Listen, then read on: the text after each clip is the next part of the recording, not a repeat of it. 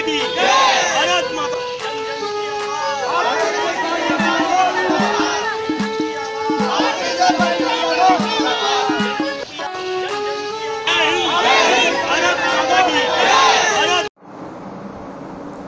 मेरे प्रिय देशवासियों, नमस्कार। मैं मुकेश शर्मा, भारतीय सत्यविजय पार्टी राष्ट्रीय अध्यक्ष।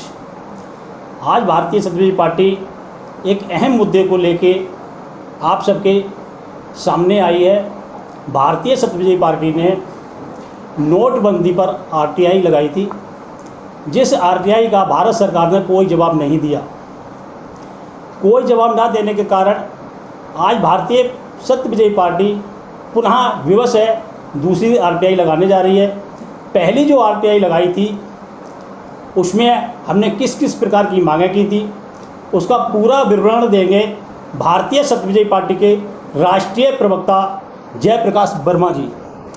मेरे प्रिय देशवासियों, नमस्कार। मैं जयप्रकाश वर्मा, राष्ट्रीय प्रवक्ता भारतीय सत्यविजय पार्टी। नोटबंदी की घोषणा करके देश को संकट में डालकर प्रधानमंत्री जी जापान किस कारण से चले गए और जापान जाने से भारत को क्या लाभ हुआ? नोटबंदी से कितना काला धन भारत सरकार को प्राप्त हुआ? प्राप्त काले धन का भारत सरकार ने क्या प्रयोग किया? क्या उस काले धन को भारतीय कोष में जमा किया गया या फिर किसी योजना पर खर्च किया गया? और यदि किसी योजना पर खर्च किया गया तो उस योजना का नाम बताया जाए तथा किस किस योजना पर कितना धनराशि खर्च की गई बताई जाए। यदि नोटबंदी से भारत सरकार को कोई काला धन प्राप्त नहीं हुआ तो किन किन कारणों से काला धन प्राप्त नहीं हो सका, पूर्ण विवरण दिया जाए। नोटबंदी में नया नोट छापने में भारत सरकार का कुल कितना खर्च धन हुआ? नोटबंदी के कारण भारत में कुल कितने नागरिकों की मृत्यु हुई तथा कहां कहां हुई, पूर्ण विवरण दिया जाए। नोटबंदी के कारण जिन नागरिकों की मृत्यु हुई, क्या उन नागरिकों को परिवार वालों को भारत सरकार की ओर से कोई सहायता प्रदान की गई? यदि सहायता प्रदान की गई तो किस प्रकार की सहायता प्रदान की गई, विवरण दिया जाए। यदि नोटबंदी में कोई काला धन प्राप्त नहीं हुआ और नोटबंदी पूर्णतः विफल हो गई तो क्या नोटबंदी की विफलता की जिम्मेदारी प्रधानमंत्री जी लेंगे? और नोटबंदी के कारण जो लोग मृत्यु को प्राप्त हुए, क्या उन सब लोगों की मृत्यु की जिम्मेदारी प्रधानमंत्री जी लेंगे? कर्नाटक के बीजेपी नेता जनार्दन रेड्डी की बेटी की शादी में 500 करोड़ रुपए किस कानून के तहत निकाले गए? यदि जनार्दन रेड्डी को यह सुविधा मिली तो आम आदमी पर 2.5 लाख रुपए की सीमा क्यों लगाई गई? क्या नोटबंदी के समय भारत सरकार ने 2 कानून बनाए थे कि नोटबंदी में बीजेपी नेता अपनी बेटी की शादी के लिए 500 करोड़ रुपए निकाल सकेंगे और आम आदमी केवल 2.5 लाख रुपए ही निकाल सकेंगे? ऐसा दोहरा कानून आखिर क्यों? नोटबंदी के समय में जब जनार्दन रेड्डी के द्वारा 500 करोड़ रुपए निकाले गए तो फिर प्रधानमंत्री श्री नरेंद्र मोदी जी की माता जी हीराबेन को मात्र 4,000 रुपये के लिए लाइन में क्यों लगाना पड़ा? यह कानून था या दिखावा था? यदि भारत सरकार के पास जनार्दन रेड्डी जैसे लोगों को देने के लिए 500 करोड़ रुपए मौजूद थे तो आम जनता के लिए लोग 4,000 रुपये के लिए लाइन में लगकर क्यों लाठियां खा खा मरते रहे? पूर्ण विवरण दिया जाए। मेरे प्रिय देशवासियों, जिस तरह की भारतीय सत्यविजय पार्टी के राष्ट्रीय प्रवक्ता जयप्रकाश जी ने आपको पढ़ के सुनाया और आपने सुना भी होगा, आज भारतीय सत्यविजय पार्टी भारत की समस्त जनता से जानना चाहती है और आज जो भारतीय सत्यविजय पार्टी भारत सरकार से पूछना चाहती है कि ऐसा कौन सा कारण था हमारे माननीय प्रधानमंत्री जी के सामने कि रात को नोटबंदी करते हैं और सुबह को पता लगता है कि वो जापान में हैं। क्या नोटबंदी से देश पे संकट नहीं आया था? लोग घर का चूल्हा जलाने के लिए लाइनों में खड़े हो रहे थे, लाठियां खा रहे थे और हमारे माननीय प्रधानमंत्री जी जापान में जाके मौज ले रहे थे। भारतीय सत्यविजय पार्टी तो यही कहेगी कि मौज ले रहे थे। क्यों जब भारत में संकट था, आपने नोटबंदी की घोषणा की तो ऐसी कौन सी आपको आवश्यकता आन पड़ी कि आपको जापान तत्काल जाना पड़ा?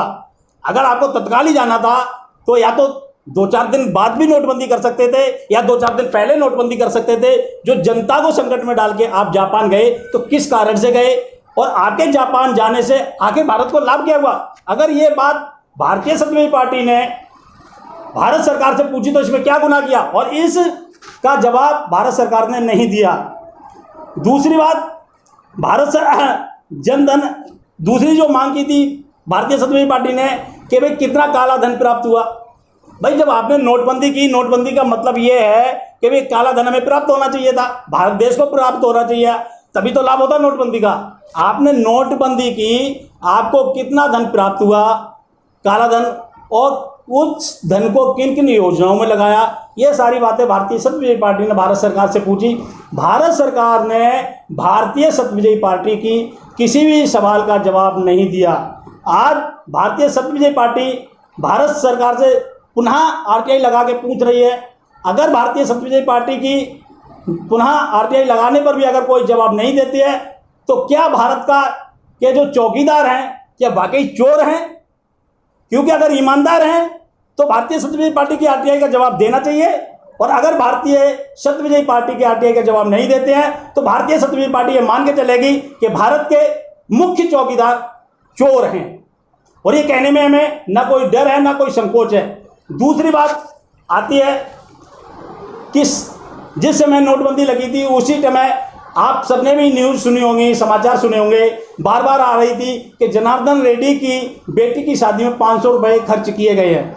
भारतीय समाजवादी पार्टी ने पूछा भारत सरकार से कि भाई जब हमारे देश में एक कानून था नोटबंदी के समय कि किसी की बेटी या बेटे की शादी है तो मात्र 2.5 लाख रुपए आप निकाल सकते हैं, तो जब 2.5 लाख का ही कानून था तो 500 करोड़ रुपए जनार्दन रेड्डी की बेटी की शादी में कहाँ से चले गए? इस सवाल का भी भारत सरकार ने कोई जवाब नहीं दिया।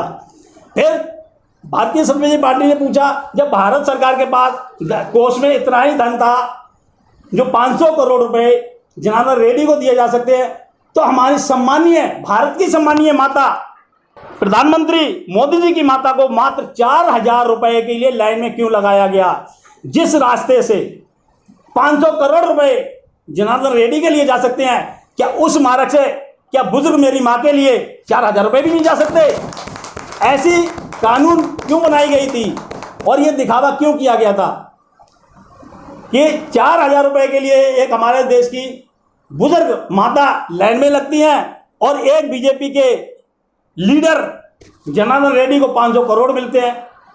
दूसरी बात, जब 4-4 हज़ार रुपए के लिए लोग लाइन में लग रहे थे, सभी को पता है लाठियां खा रहे थे। क्यों लाठियां खा रहे थे? क्योंकि उनके घर के चूल्हे बंद पड़े थे। लोगों के घर में चूल्हे जलाने के लिए 4,000 रुपए नहीं मिल रहे थे और बीजेपी के नेताओं के पास 500 रुपए जा रहे, 500 करोड़ रुपए जा रहे थे। तो भारतीय समाजवादी पार्टी ने सवाल उठाया, क्या गलत उठाया? आज भारतीय समाजवादी पार्टी भारत की जनता से भी पूछना चाहती है कि ये सवाल उठना जायज है या नहीं है। यदि जायज है तो भारत की जनता भारतीय समाजवादी पार्टी के साथ खड़ी हो, और यदि भारत सरकार ने ये दूसरी आरटीआई का भी जवाब नहीं दिया तो भारतीय समाजवादी पार्टी सड़क पर उतरेगी, सड़क पे आके भारत सरकार से पूछेगी कि आखिर डबल कानून क्यों बना और उसका कारण बताओ। और अगर कारण नहीं बताया तो भारतीय समाजवादी पार्टी आज ये घोषणा करती है कि 2024 में भारतीय समाजवादी पार्टी मोदी जी के रथ को हर हाल में रोकेगी। जय हिंद।